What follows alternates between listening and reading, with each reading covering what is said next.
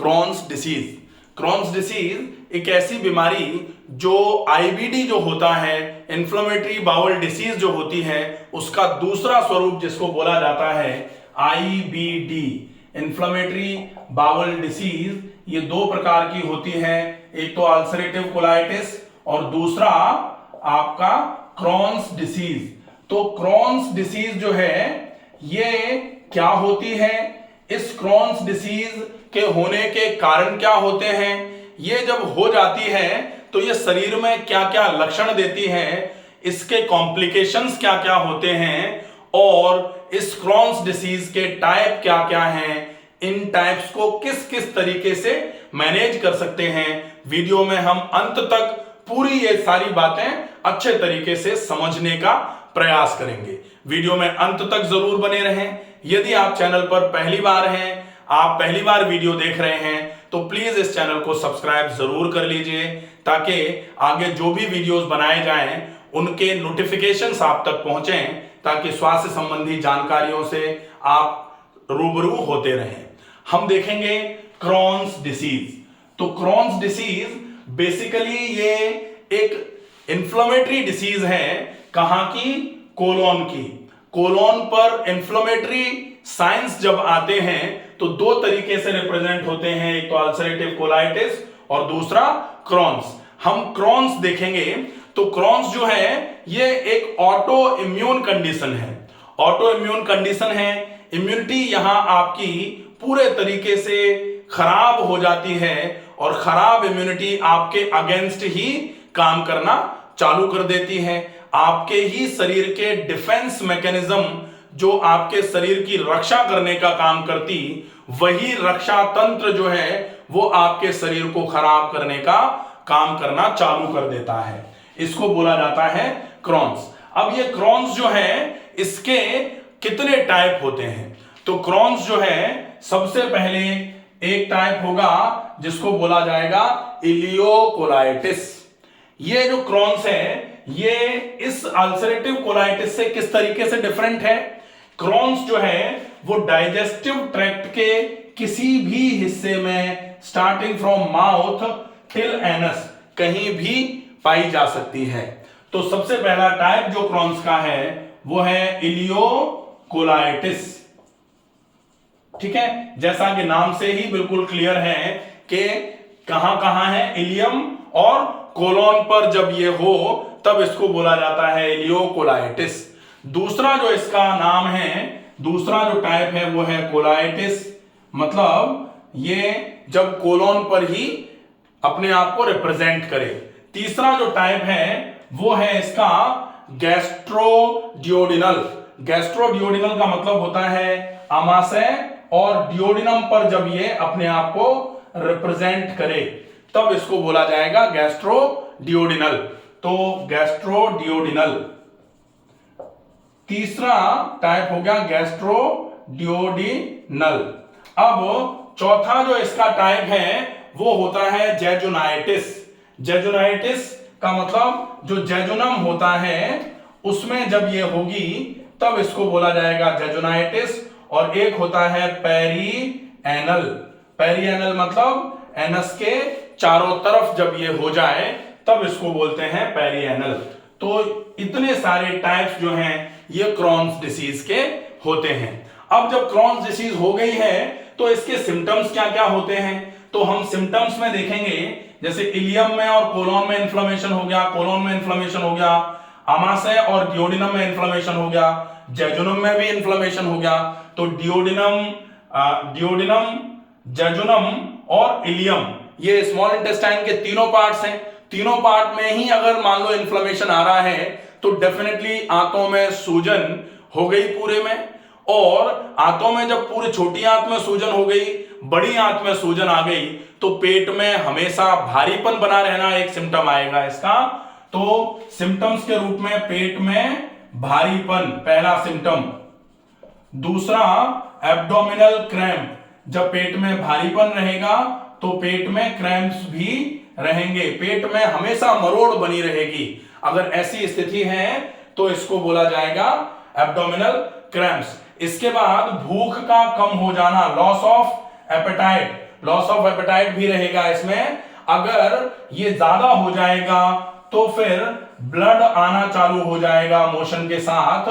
तो जो मोशन होगा, जो पूप होगा, उसमें आपके ब्लड आना चालू हो जाएगा मल के साथ में, या मल जब आया, मल के थोड़ी देर के बाद में फ्रेश ब्लड की बूंदें कुछ गिरना चालू हो जाएंगी। अगर ऐसा हो रहा है तो ये क्रॉन्स डिसीज के लक्षण हैं।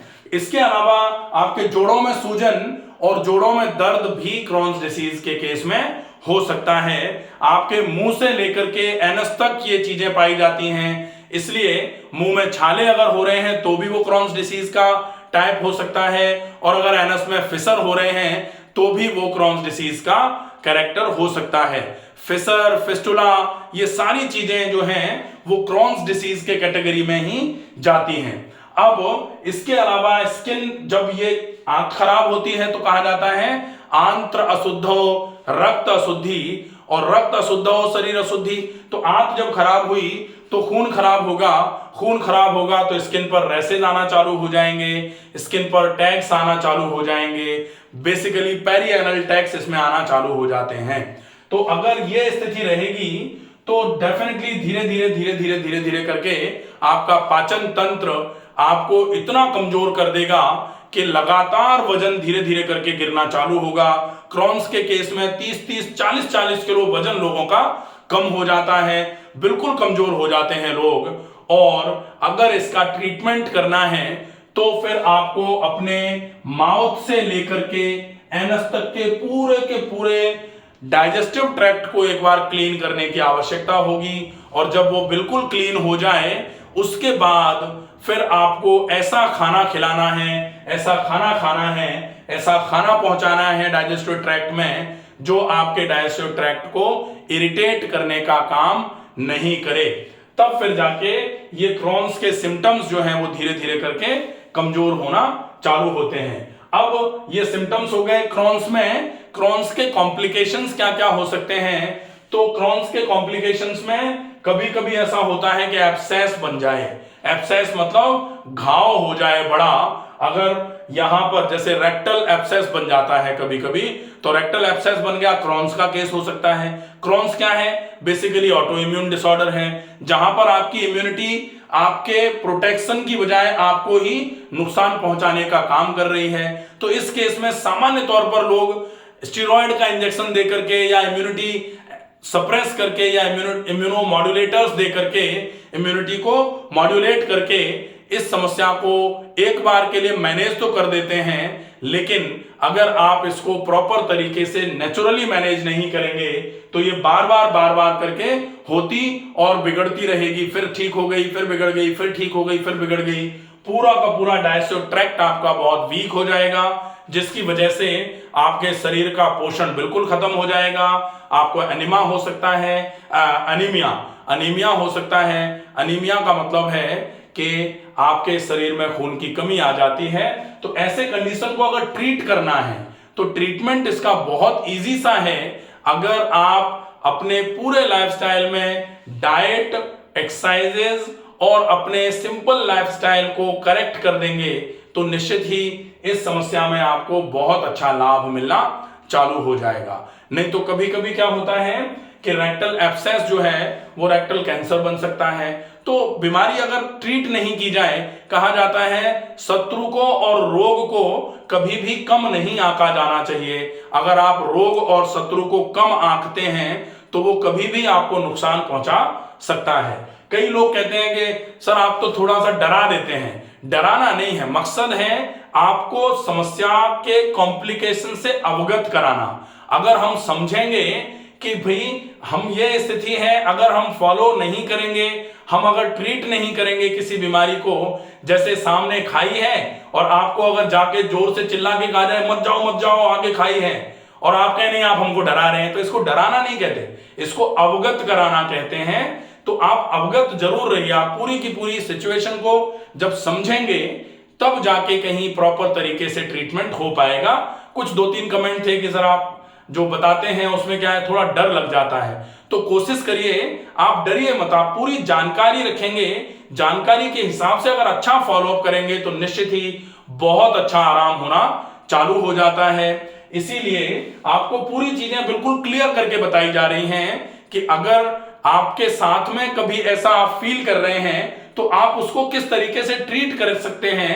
और ट्रीटमेंट बहुत इजी है, बार बार बोला जा रहा है ट्रीटमेंट बहुत इजी है, लेकिन फॉलोअप जो है वो आपके ऊपर ही है कि अगर आप चाहें कि ट्रीट तो हमको करना है इस समस्या को, लेकिन हम लेटे लेटे आराम से कुछ नहीं करें और ये समस्या ठीक हो जाए, फिर ऐसा तो बिल्कुल भी पॉसिबल नहीं है। इसका विशेष ध्यान रखना पड़ेगा।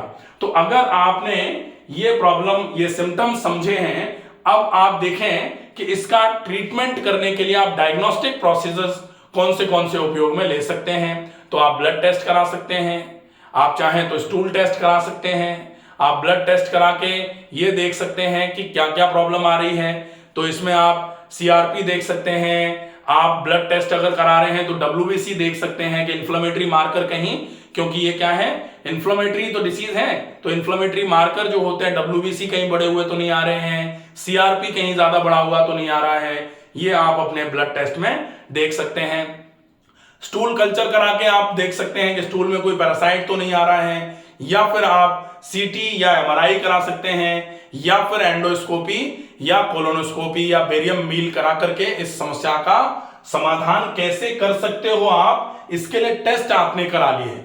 अब टेस्ट में कंफर्म हो गया कि ये प्रॉब्लम है। समाधान करने के लिए आपको डाइट का फॉलोअप करना है, सवेरे से लेके शाम तक बहुत इजी सी डाइट जो है उसका फॉलोअप करेंगे। अल्कलाइन डाइट रहेगी, मिर्च मसाले, नमक, ज्यादा खटाइयां, बाहर का खाना, डब्बा बंद खाना, ये बिल्कुल बंद रहेगा। कोशिश करिए थोड़ा थोड़ा करके, बार बार करके खाएंगे, ये ज्यादा अच्छा है। और इजी डाइजेस्टिव खाएंगे आप, जो जल्दी पच जाता है वो खाइए। पानी का उपयोग ज्यादा से ज्यादा मात्रा में करिए। और ये भी ध्यान रखिए कि अगर आप तनाव नहीं लेंगे तो ये समस्या बहुत अच्छे तरीके से और बहुत जल्दी से सुलझ जाएगी। आप लाइफस्टाइल में थोड़े से जो करेक्शंस हैं वो कर लीजिए। सवेरे जल्दी जाग जाएं, रात को जल्दी सो जाया करें। दिन भर में जो भी आप काम कर रहे हैं उसके दौरान तनाव नहीं आए। पानी ज्यादा से ज्यादा मात्रा में पीते रहिए। नियमित व्यायाम जरूर करते रहिए ताकि शरीर के हर हिस्से में प्रॉपर तरीके से न्यूट्रिशन और ऑक्सीजन पहुंचता रहे, जिससे आपके शरीर के हर भाग को पूरा पोषण मिलता रहे, जिसकी वजह से आपके शरीर का कोई भी भाग कमजोर ना पड़े, तो उससे रिलेटेड आपको कोई सिम्टम्स नहीं आए। वीडियो अगर पसंद आए तो ज्यादा से ज्यादा लोगों तक इस वीडियो को पहुंचाएं, ताकि ज्यादा से ज्यादा लोग जो इन समस्याओं से ग्रस्त हैं वो ये पूरा फॉलोअप करके अपनी इस समस्या को पूरे तरीके से ट्रीट कर लें। स्वस्थ रहिए, सुरक्षित रहिए। धन्यवाद।